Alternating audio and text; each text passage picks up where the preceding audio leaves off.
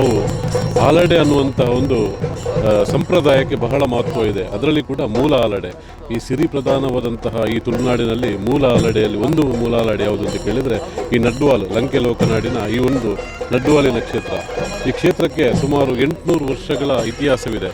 ಸ್ವಯಂಭೂ ಲಿಂಗವಾದಂತಹ ಈ ಕ್ಷೇತ್ರ ಮೂಲದಲ್ಲಿ ಇದು ಮಠ ಸಂಪ್ರದಾಯದಲ್ಲಿದ್ದಂತಹ ಕ್ಷೇತ್ರ. ಇಲ್ಲಿ ಬೆರ್ಮೆರ ಸಿರಿಗುಂಡ ಅಂತ ಇಲ್ಲಿಗೆ ಹೇಳ್ತಾ ಇದ್ರು. ಅದೇ ರೀತಿಯಾಗಿ ಈ ಸಿರಿಯ ಹುಟ್ಟಿನ ವಿಚಾರ, ಇಲ್ಲಿ ಸತ್ಯನಾಪುರದ ಅರಮನೆಯ ಅಜ್ಜರಿಗೆ ಸಂತಾನ ಭಾಗ್ಯವಿಲ್ಲದಂತಹ ಸಂದರ್ಭದಲ್ಲಿ ಇಲ್ಲಿಯ ದೇವರು ಅವರಿಗೆ ಬ್ರಾಹ್ಮಣ ರೂಪದಲ್ಲಿ ಪ್ರತ್ಯಕ್ಷವಾಗಿ ಅಲ್ಲಿ ಅವರಿಗೆ ಈ ಕ್ಷೇತ್ರವನ್ನು ನೀನು ಲಂಕೆ ಲೋಕನಾಡನ್ನು ನೀನು ಅಭಿವೃದ್ಧಿ ಮಾಡು, ನಿಮಗೆ ಸಂತಾನ ಪ್ರಾಪ್ತಿಯಾಗ್ತದೆ ಅನ್ನುವಂಥ ಅಭಯ ನೀಡಿದಂತೆ ಅಜ್ಜರು ಬಂದು ಇಲ್ಲಿ ಜೀರ್ಣೋದ್ಧಾರ ಮಾಡ್ತಾರೆ. ಜೀರ್ಣೋದ್ಧಾರ ಮಾಡಿದ ಮೇಲೆ ಇಲ್ಲಿ ಕೊಟ್ಟಂತಹ ಹಿಂಗಾರದ ಹರಕೆಯ ಪ್ರಸಾದವೇ ಅವರಿಗೆ ಆ ಹಿಂಗಾರವೇ ಅದು ಮಗುವಾಗಿ ಜನ್ಮ ತಾಳಿತು, ಈ ತುಳುನಾಡಿನ ಸಿರಿಯಾಗಿ ಪ್ರಸಿದ್ಧಿ ಪಡೆಯಿತು ಅನ್ನುವುದು ಕೂಡ ಇತಿಹಾಸ. ಅದೇ ರೀತಿಯಾಗಿ ಈ ಕ್ಷೇತ್ರಕ್ಕೆ, ಈ ಲೋಕನಾಡಿನ ಈ ನಡ್ವಾಲ್ನ ಸಿರಿ ಜಾತ್ರೆಯ ಈ ಕ್ಷೇತ್ರಕ್ಕೆ ಸುಮಾರು 5 ಜಿಲ್ಲೆಗಳ ಭಗವದ್ಭಕ್ತರು ಆಗಮಿಸ್ತಾರೆ. ಉತ್ತರ ಕನ್ನಡ, ಉಡುಪಿ, ದಕ್ಷಿಣ ಕನ್ನಡ, ಕಾಸರಗೋಡು, ಹಾಸನ, ಸಕಲೇಶಪುರ, ಮೈಸೂರು, ಕೊಡಗು ಜಿಲ್ಲೆಗಳಿಂದ ಸಾವಿರಾರು ಜನ ಭಗವದ್ಭಕ್ತರು ಇಲ್ಲಿಗೆ ಆಗಮಿಸ್ತಾ ಇದ್ದಾರೆ. ಹಾಗೂ ಕುಟುಂಬದಲ್ಲಿ ನಾವು ಮೂಲ ಆಲಡೆ ಅಂತ ಹೇಳ್ತೇವೆ. ಇಲ್ಲಿಗೆ ಸುಮಾರು 5,000 ಕುಟುಂಬಕ್ಕೆ ಇದು ಮೂಲ ಆಲಡೆಯಾಗಿದೆ. ಈ ಮೂಲ ಆಲಡೆಯ ಕುಟುಂಬದವರು ಈ ಪ್ರತಿ ವರ್ಷ ಇಲ್ಲಿಗೆ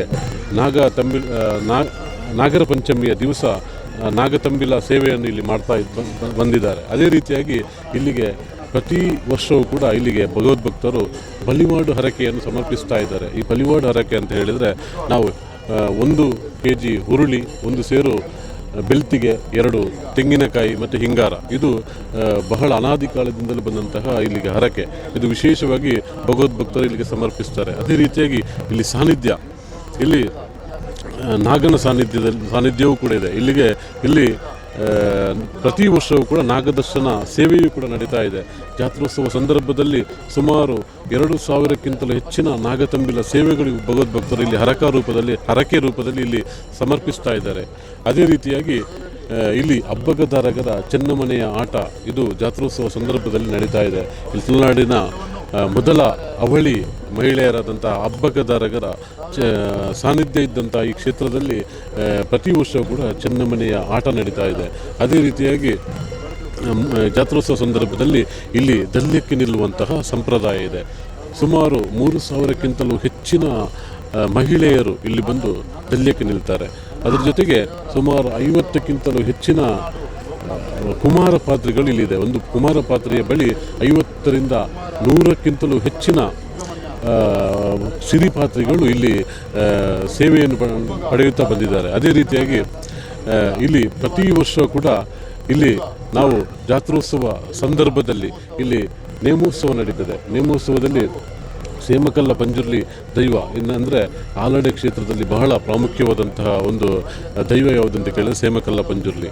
ಅದೇ ರೀತಿಯಾಗಿ ಅದೆಲ್ಲ ದೇವರ ನಿರಂತರ ಆರಾಧನೆ ಇಲ್ಲಿ ಆಗ್ತಾ ಇದೆ. ಹಾಗೆ ಭಗವದ್ಭಕ್ತರು ಈ ಮೂಲ ಆಲಡೆಗೆ ಪ್ರತಿ ವರ್ಷವೂ ಕೂಡ ಬರ್ತಾ ಇದ್ದಾರೆ.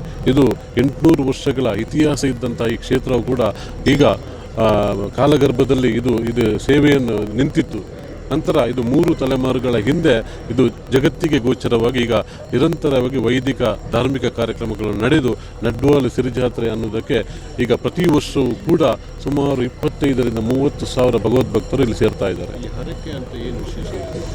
ಇಲ್ಲಿ ಹರಕೆ ಅಂದರೆ ನಾವು ಬಲಿವಾಡು ಹರಕೆ ನಾನು ಆಗಲೇ ಹೇಳಿದ ಹಾಗೆ ಹುರುಳಿ, ತೆಂಗಿನಕಾಯಿ ಮತ್ತು ಅಕ್ಕಿ. ಈ ಹುರುಳಿ ನಾವು ನಂದಿಗೋಣ ಅಂದರೆ ಇಲ್ಲಿ ದೈವ ನಂದಿಗೋಣಕ್ಕೆ ಸಮರ್ಪಣೆ ಮಾಡ್ತಾರೆ.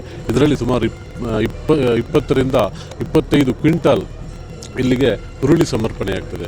ಅದೇ ರೀತಿಯಾಗಿ ಅಕ್ಕಿ ಸಮರ್ಪಣೆ ಕೂಡ ಆಗ್ತಾ ಇದೆ. ಅಕ್ಕಿ ಯಾಕೆ ಸಮರ್ಪಣೆ ಆಗ್ತಾ ಇದೆ ಅಂತ ಹೇಳಿದರೆ ದೇವರ ನೈವೇದ್ಯಕ್ಕೆ ನಾವು ದಿನನಿತ್ಯಲೂ ಇಲ್ಲಿ ಸಮರ್ಪಣೆ ಭಗವದ್ಭಕ್ತರು ನೀಡಿದಂಥ ಅಕ್ಕಿಯಿಂದ ಸಮರ್ಪಣೆ ಆಗಬೇಕು ಅನ್ನೋದು ಕೂಡ ಇಲ್ಲಿಯ ಅನಾದಿ ಕಾಲದಿಂದ ಬಂದಂತಹ ನಂಬಿಕೆ. ಅದೇ ರೀತಿಯಾಗಿ ಇಲ್ಲಿ ಹಿಂಗಾರ, ವಿಶೇಷವಾಗಿ ಹಿಂಗಾರ ಇಲ್ಲಿ ಬಹಳ ಸಮರ್ಪಣೆ ಆಗ್ತದೆ. ಸುಮಾರು ಜಾತ್ರೋತ್ಸವ ಸಂದರ್ಭದಲ್ಲಿ 30,000ಕ್ಕಿಂತಲೂ ಹೆಚ್ಚಿನ ಹಿಂಗಾರಗಳು ಇಲ್ಲಿಗೆ ಭಕ್ತಿ ರೂಪದಲ್ಲಿ ಭಕ್ತಾದಿಗಳಿಗೆ ಸಮರ್ಪಣೆ ಮಾಡ್ತಾ ಬಂದಿದ್ದಾರೆ. ಅದೇ ರೀತಿಯಾಗಿ ಭಗವದ್ಭಕ್ತರು ಇಲ್ಲಿ ಯಾರು ದಲ್ಯಕ್ಕೆ ನಿಲ್ತಾರೆ ಅವರು ಸ್ವರ್ಗಸ್ಥರಾದ ಮೇಲೆ ಅವರು ಅವರಿಗೆ ಮೋಕ್ಷ ಸಿಗಬೇಕಾದ್ರೆ ಇದೇ ಕ್ಷೇತ್ರದಲ್ಲಿ ಅವರು ಬಂದು ಇದೇ ಕ್ಷೇತ್ರದಲ್ಲಿ ಅವರ ತಿಲಹೋಮ ಮತ್ತು ಪಿಂಡ ಪ್ರದಾನ ಕಾರ್ಯಗಳು ನಡೆದರೆ ಅವರಿಗೆ ಮೋಕ್ಷ ಸಿಗ್ತದೆ ಅನ್ನುವುದು ಕೂಡ ನಂಬಿಕೆ ಇದೆ. ಅದೇ ರೀತಿಯಾಗಿ ಯಾರು ದಲ್ಯಕ್ಕೆ ನಿಲ್ತಾರೆ ಈ ಕ್ಷೇತ್ರದಲ್ಲಿ ಅವರು ಸ್ವರ್ಗಸ್ಥರಾದ ಮೇಲೆ ಇದೇ ಕ್ಷೇತ್ರದ ತಿಲಹೋಮ ಪಿಂಡ ಪ್ರದಾನ ಮಾಡುವಂತಹ ಸಂಪ್ರದಾಯ ಅನಾದಿ ಕಾಲದಿಂದ ಬಂದಂಥ ಸಂಪ್ರದಾಯ. Thank you.